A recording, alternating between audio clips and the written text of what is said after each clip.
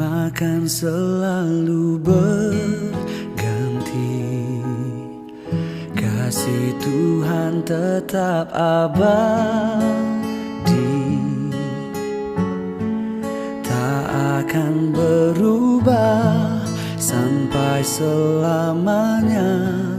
Ku tetap percaya, ku yakin Tuhan memberkati,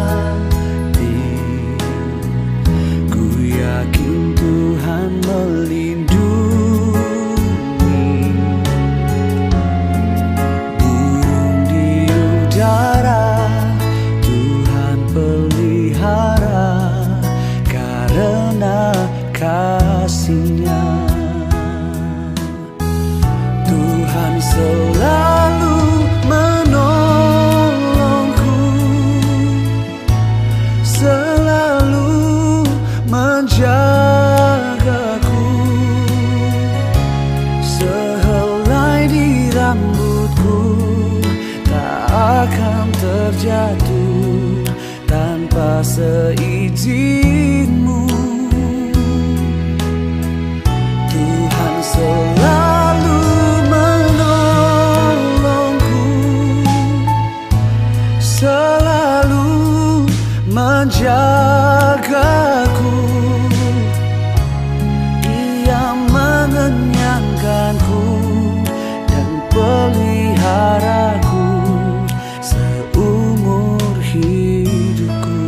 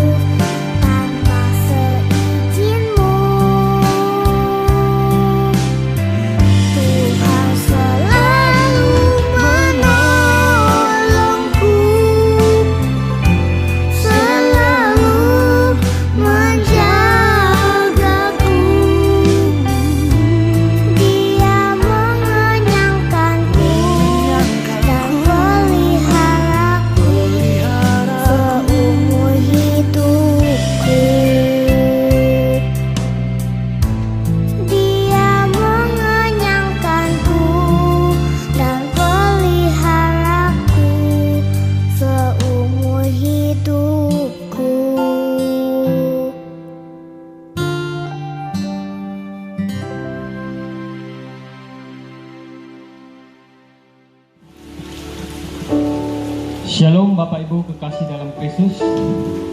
Apa kabar Bapak Ibu? Percaya saja, tiba-tiba ada aja.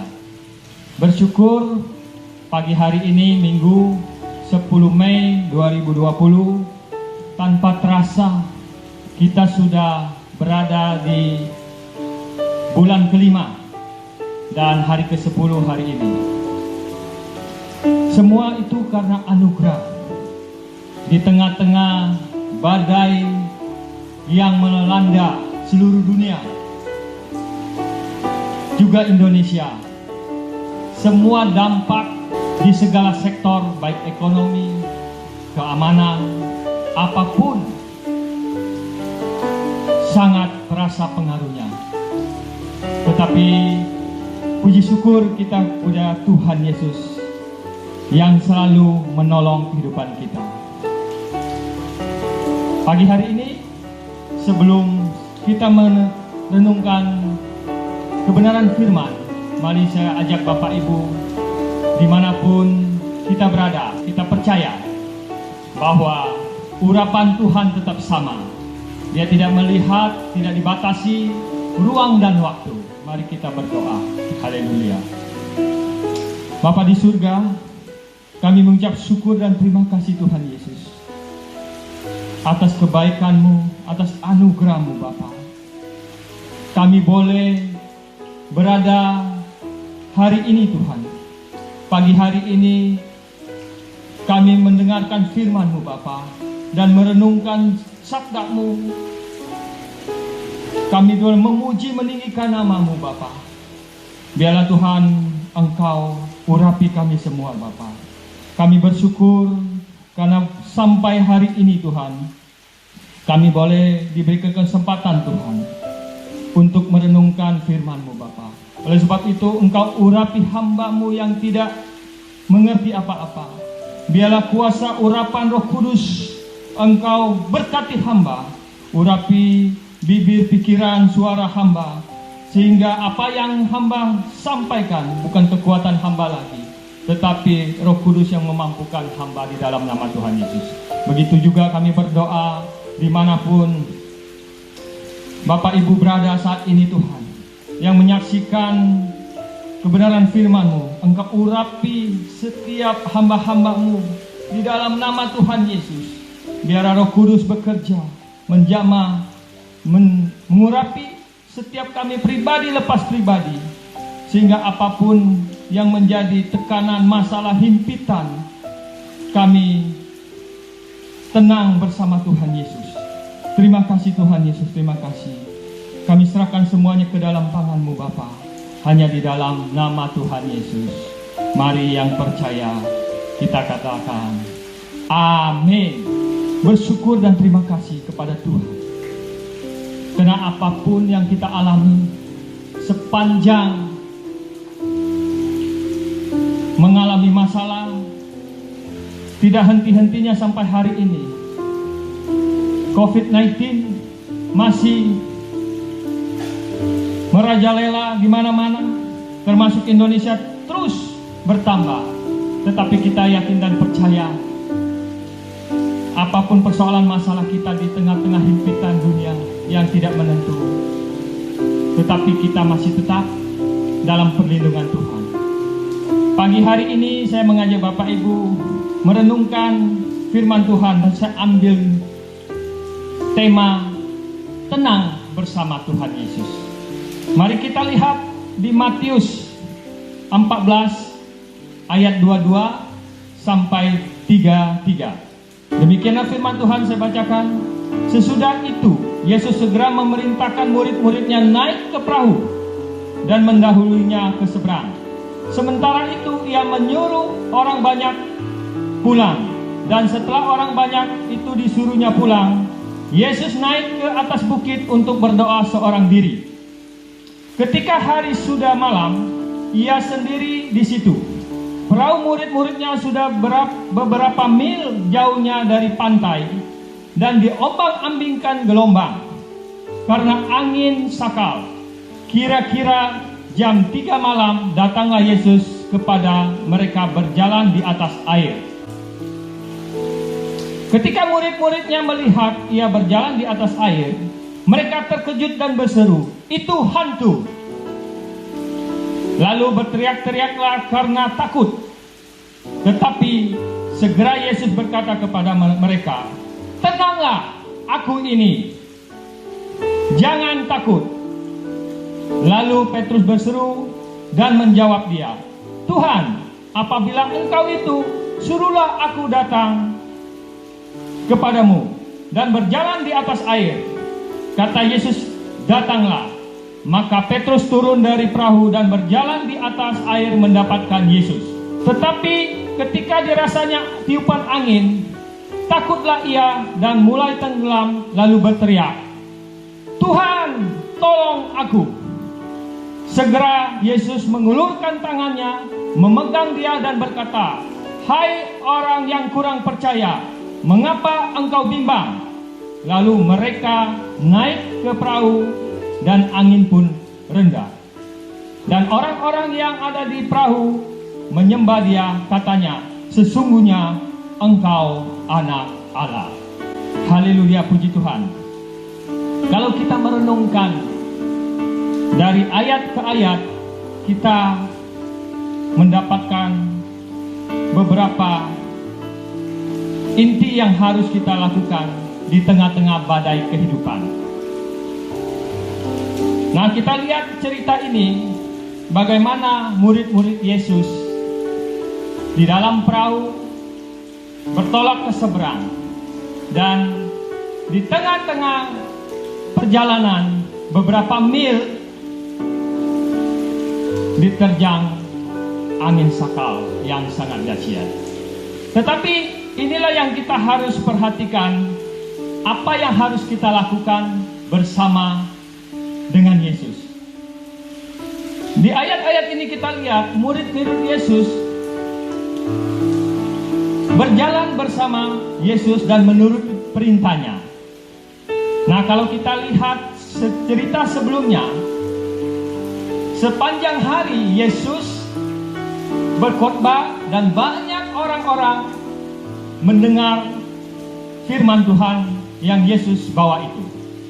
Dan sepanjang hari lebih dari 5.000 orang, dan mereka setelah sepanjang hari bertemu dengan Yesus, dan pada saatnya mereka akan pulang. Murid-muridnya menyuruh orang-orang yang berkumpul sepanjang hari untuk pulang. Tetapi apa yang terjadi? Tuhan membuktikan, sebelum pulang Tuhan memberikan mukjizat, yaitu memberikan mereka makan lewat mukjizat 5 roti dan 2 ekor ikan, dan bisa memberi makan 5.000 laki-laki.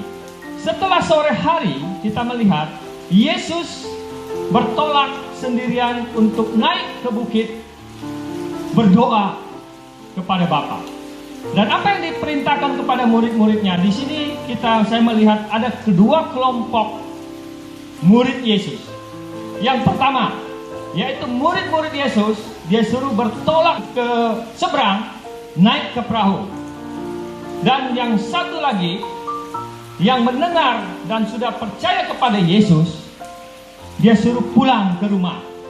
Berarti di sini kita melihat ada dua kelompok yang sudah percaya Yesus, mengenal Yesus, tetapi satu diperintahkan Yesus untuk bertolak ke seberang, dan satu lagi disuruh pulang.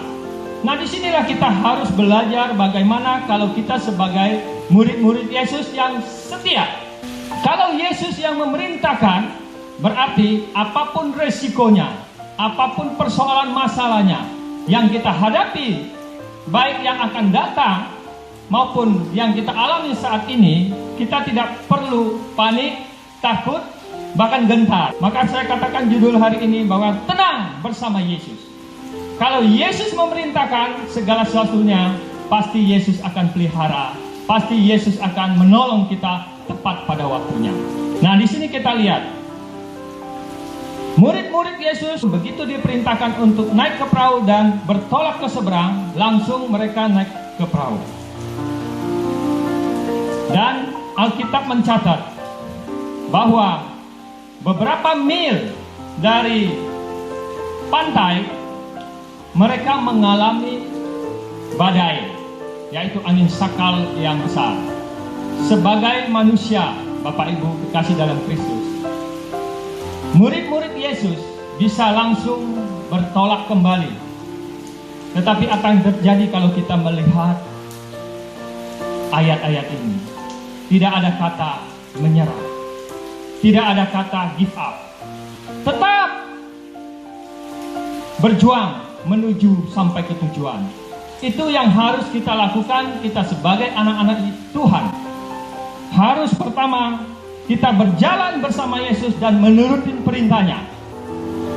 Apa yang terjadi kalau mereka menuruti perintahnya?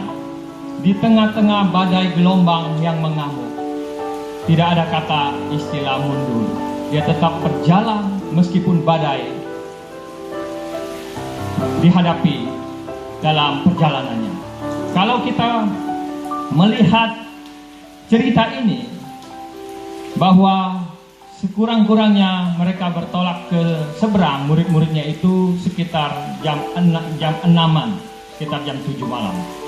Nah, kalau kita lihat jam 3 pagi Yesus baru menjumpai mereka. Kurang lebih ada 9 jam terombang-ambing di lautan yang luar biasa. Dihimpit, digoncang.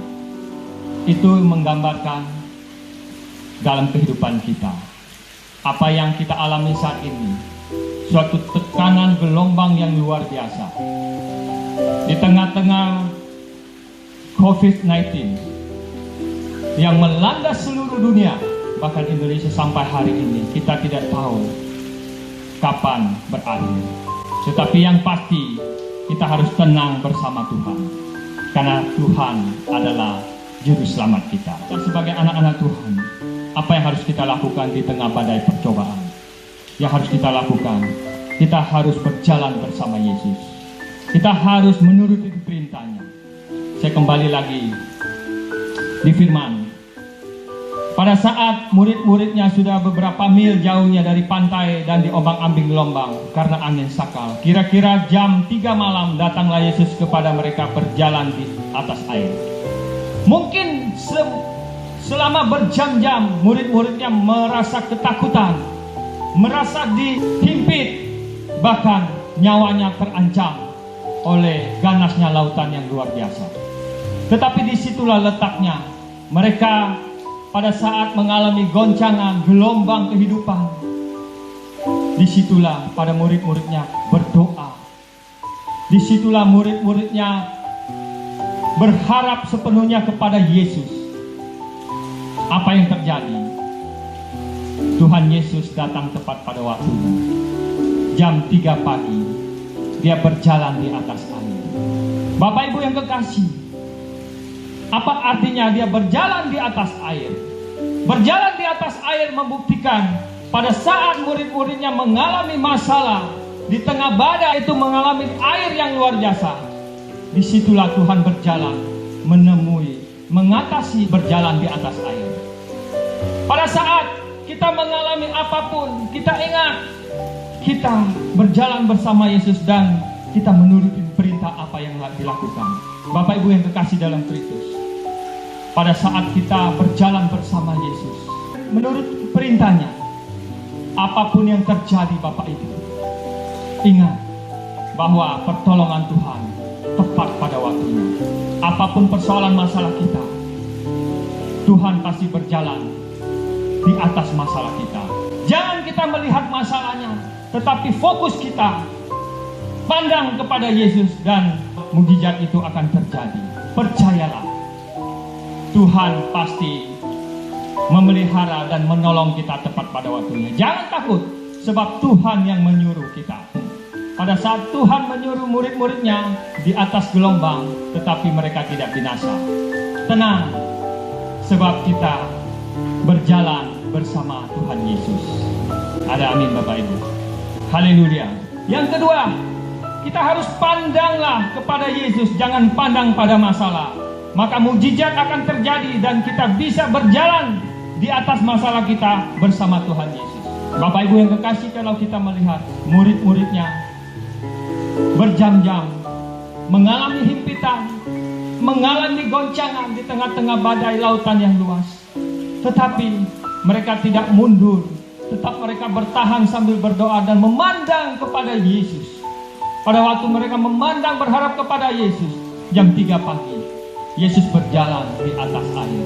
Yesus berjalan di atas air menggambarkan Yesus berjalan di atas masalah pada murid-muridnya. Pada saat mengalami mereka pandang Yesus, mujizat terjadi. Dan Petrus juga bisa melihat, memandang dan berseru kepada Tuhan. Dikatakan di ayat itu. Lalu Petrus berseru dan menjawab, Tuhan, apabila Engkau itu, suruhlah aku datang dan kepadamu berjalan di atas air. Artinya, Petrus memandang Yesus. Dia fokus kepada Yesus. Pada saat itu dia mengalami mujizat. Dan dia konfirmasi kepada Tuhan lewat firman.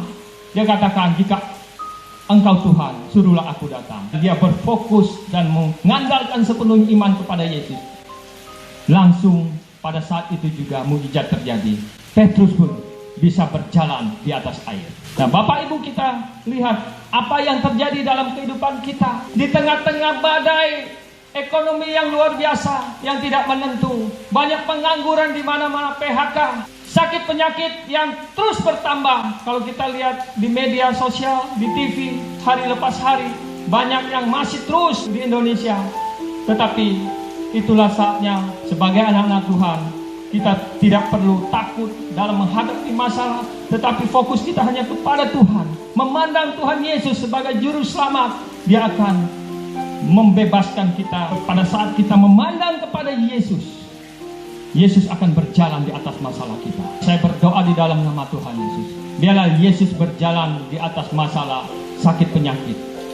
Sudah oleh bilu-bilu Yesus sudah disembuhkan. Jika engkau mengalami ekonomi, biarlah Yesus berjalan. Anda fokus kepada pandangan pada Yesus, sehingga Yesus bisa berjalan di atas ekonomi Anda. Bersama dengan Yesus, maka Dia akan mencurahkan berkat-berkat dari surga. Apalagi yang kita khawatirkan, karena Yesus adalah juru selamat. Yang ketiga, Bapak Ibu, apa yang harus kita lakukan? Yang kita lakukan, kita harus tetap konsisten, berharap sepenuhnya kepada Yesus. Jangan menggunakan kekuatan kita. Nah, Bapak Ibu, kita lihat lagi. Maka Petrus turun dari perahu dan berjalan di atas air mendapatkan Yesus. Tetapi ketika dirasakan tiupan angin, takutlah ia dan mulai tenggelam, lalu berteriak, Tuhan, tolong aku. Apa yang kita bisa ambil dari firman ini? Kita bisa belajar bahwa pada saat Petrus memberikan pandangan fokus kepada Yesus, dia mengalami mujizat dan bisa berjalan bersama Tuhan Yesus di atas air.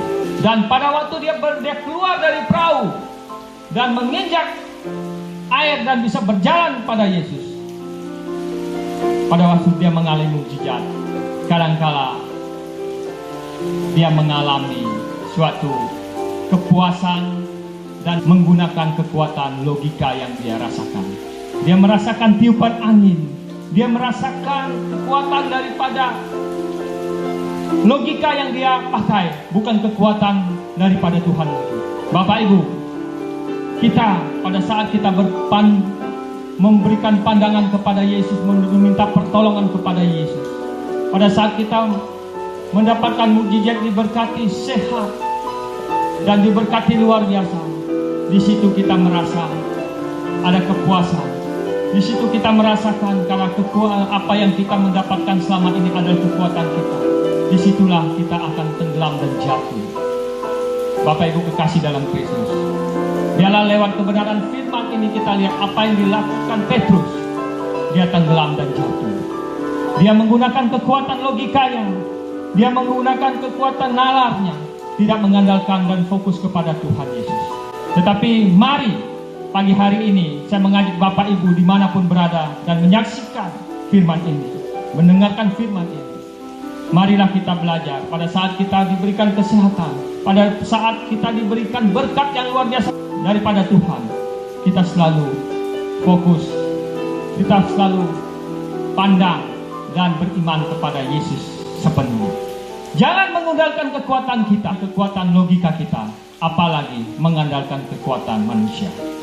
Karena firman Tuhan berkata, terkutuklah orang yang mengandalkan manusia dan diberkati orang yang mengandalkan Tuhan. Bapak Ibu yang kekasih, oleh sebab itu pada saat kita mengandalkan kekuatan kita akan jatuh. Mujizat akan terjadi pada saat kita berfokus kepada Tuhan Yesus. Yang keempat, Bapak Ibu, syukur kepada Tuhan. Tuhan adalah Maha Pengasih dan Maha Pengampun. Pada saat firman Tuhan katakan, pada saat Petrus mengandalkan logika dan kekuatan dia, dan ketika dirasakan tiupan angin, takutlah ia dan mulai tenggelam lalu berteriak, "Tuhan, tolong aku." Segera Yesus mengulurkan tangannya dan memegang dia dan berkata, "Hai orang yang kurang percaya, mengapa engkau bimbang?" Lalu mereka naik ke perahu dan angin pun reda. Puji Tuhan. Kita sebagai orang-orang yang percaya kepada Tuhan Yesus, kita patut bersyukur dan bangga. Karena Tuhan kita adalah Tuhan yang Maha Pengasih dan Maha Penyayang, dan Dia Maha Pengampun. Dibuktikan bahwa pada saat Dia bilang, "Tuhan, tolong aku," maka mujizat akan terjadi, dan sudah terjadi. Tuhan mengulurkan tangannya. Bapak Ibu yang kekasih dalam Kristus, apapun persoalan masalah yang kita hadapi, tidak ada jalan lain kecuali kita hanya berseru, minta pengharapan kepada Tuhan, dan pertolongan itu pasti datang tepat pada waktunya. Bapak Ibu kekasih dalam Kristus, saya tidak tahu apa yang menjadi persoalan kita pagi hari ini.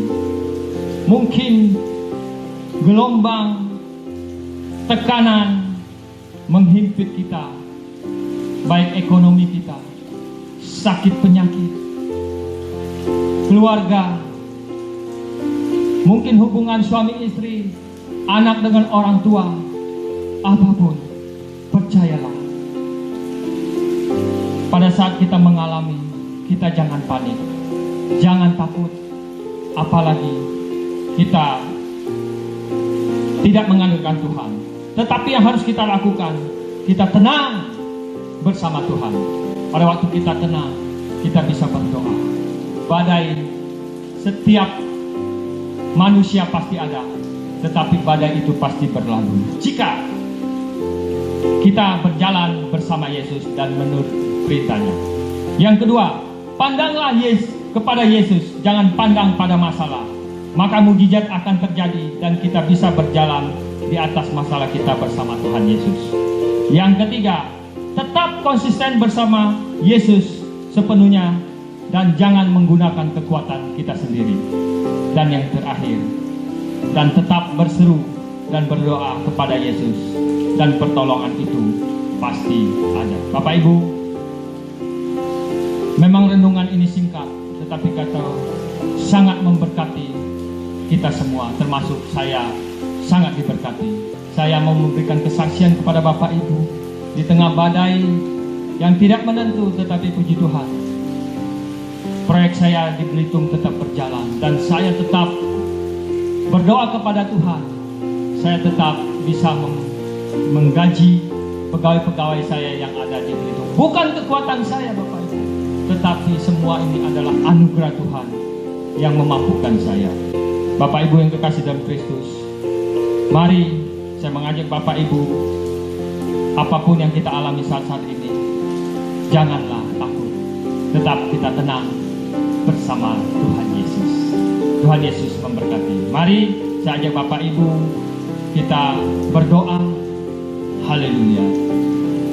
Bapa di surga, kami mengucap syukur dan terima kasih Tuhan Yesus atas anugerah-Mu, atas kebaikan-Mu Tuhan, kalau kami boleh mendengarkan firman-Mu.